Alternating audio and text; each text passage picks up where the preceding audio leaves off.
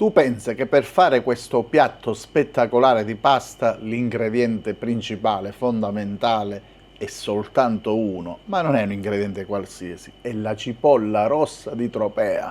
Guarda che piatto di spaghetti che ho fatto e soprattutto prova a rifarlo perché... No, non te lo dico, guarda, buona visione. Cari amici miei, questo non è un piatto speciale, di più, soprattutto ovviamente per gli amanti della cipolla come me, ma non è una cipolla qualsiasi, questa è la cipolla rossa dolce di Tropea IGP. Non vi farà piangere, sarà leggera allo stomaco e soprattutto è di una delicatezza unica. Vediamo come procedere. Io vado a fare un 400 grammi di spaghetti. Avete visto che quantitativo di cipolla ho preso? Non vi spaventate assolutamente perché è questa quella che ci va per i miei 400 grammi, che poi la cipolla è a base di acqua, quindi poi si ridurrà parecchio. Allora l'andiamo a tagliare in modo abbastanza sottile, tanto poi la cottura la farà praticamente sciogliere. Ma guardate quanto è bella e che profumo, ragazzi!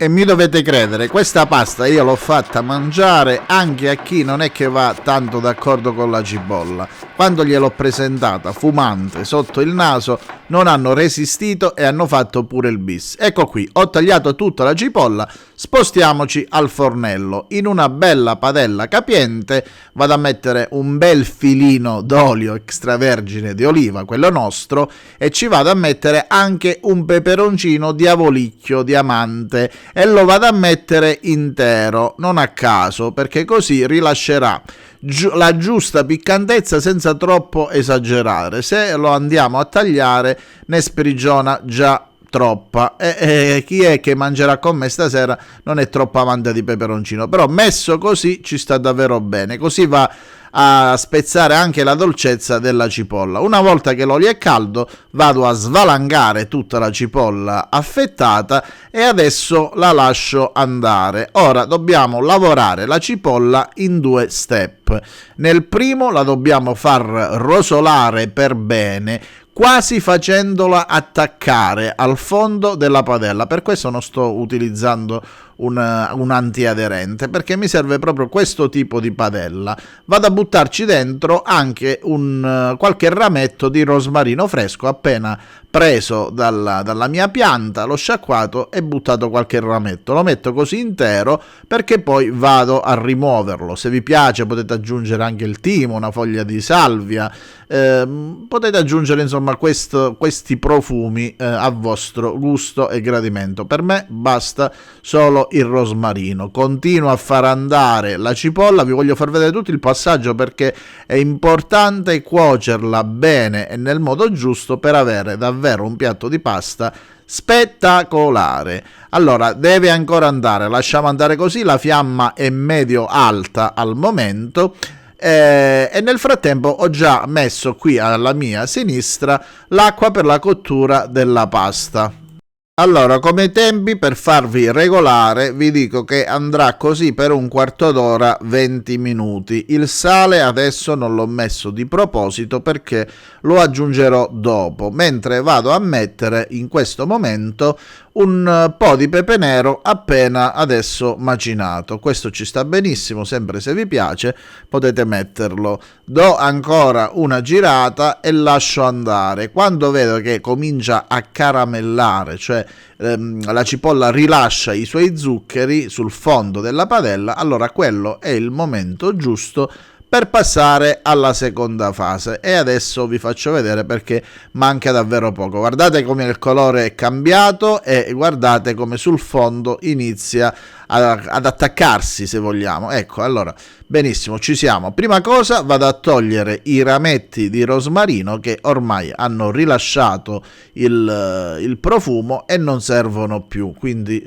vado a rimuovere tutti i rametti. Per questo non ho tolto gli aghi, perché poi è antipatico trovare l'ago che magari ti dà fastidio anche quando vai a mangiarla, così rimane tutta la morbidezza solo della cipolla. A questo punto la seconda fase è questa: aggiungere dell'acqua di cottura calda, perché da farla ben rosolare, adesso la lasceremo stufare, per cui un paio di mestolini d'acqua, man mano che si consuma ne aggiungete ancora un po' e andate avanti così finché non diventa proprio morbida, diciamo un altro quarto d'ora.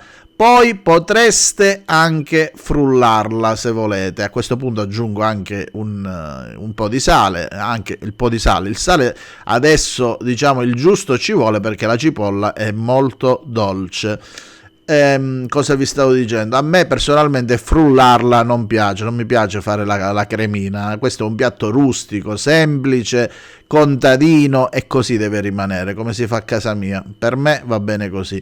Vedete, si è consumata un po' di acqua, ne aggiungo ancora un po'. Nel frattempo vado a calare questi 400 grammi di spaghetti. Ci stanno bene anche altri formati come le linguine, ma anche una bella pennetta, però così io preferisco lo spaghetto perché poi quando vai a avvolgere ti si avvolge anche la cipolla ed è uno spettacolo. Allora, la pasta non appena era a cottura ho fatta saltare, mi è saltata una ripresa, oltre che saltare gli spaghetti con la cipolla, e poi adesso vado ad aggiungere il pecorino grattugiato, perché sempre per contrastare la dolcezza della cipolla, e ci sta davvero bene, come ci sta bene anche una ricotta salata grattugiata, quella è ottima, oppure se volete anche il parmigiano, però il pecorino ha quella marcia in più, fidatevi. Ne aggiungo ancora un po', così metto un altro goccio